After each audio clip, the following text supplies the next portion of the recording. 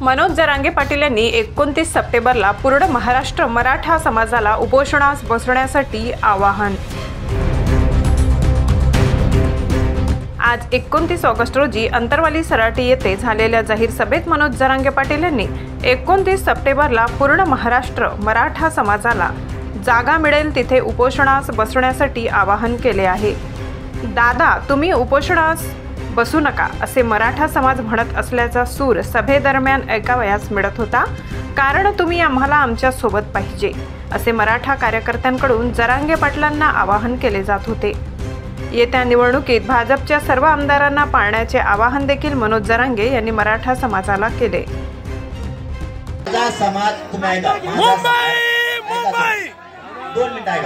माझा समाज 1 वर्ष झालं, अशी एक जात नाही। एक मिनिट आहे का सगळे तुम्ही बरोबर? एक मिनिट आहे का फक्त एकच मिनिट आहे का?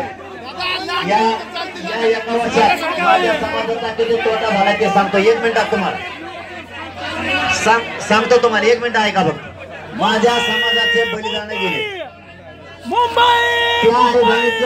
त्या मराठा आरक्षणासाठी कुंकू घुसलेलं आहे। इथं कुटुंब उघडा मराठा समाज रस्त्यावर आहे। मला हे सहन होत नाही, त्याच्यामुळे या आमरण उपोषण 29 सप्टेंबरचा आरपार होणार आहे।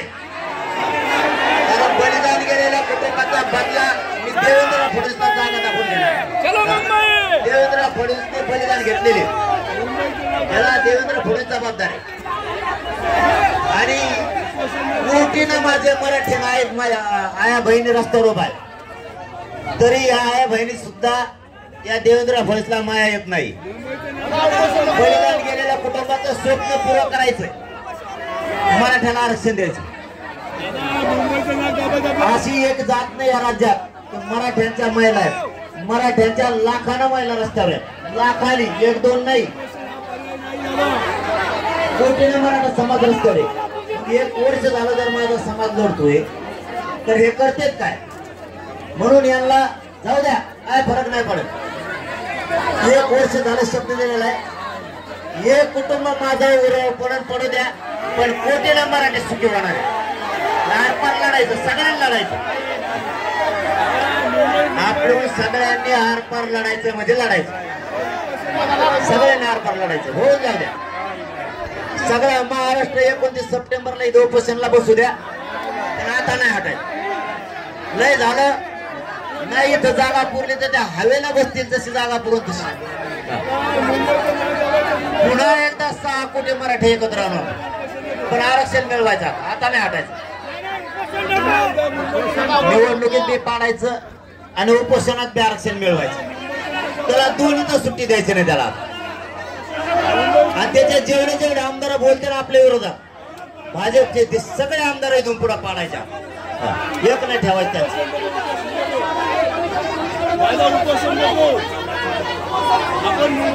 एवढ्या आत्महत्या झाल्या त्या आरक्षणासाठी,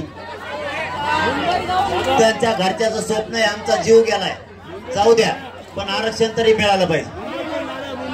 भावने कोण चालणार नाही। तुम्हाला सांगतो, ज्यांचं बलिदान गेले ना त्यांच्या कुटुंबामध्ये आमचा जीवाचा गोळा गेलाय, जाऊ द्या, पण मराठ्याला आरक्षण मिळून द्या। बलिदान वाया जाऊन द्यायचं नाही। कोटीनं मराठी एकत्र आलेले तेही वाया नाही जाऊन द्यायचे,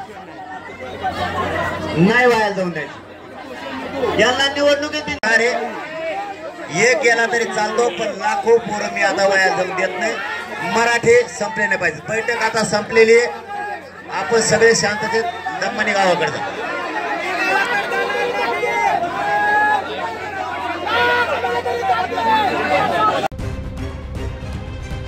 अंतरवाली सराठी येथून महाराष्ट्र माझा न्यूजसाठी प्रतिनिधी राजेश भळांगे।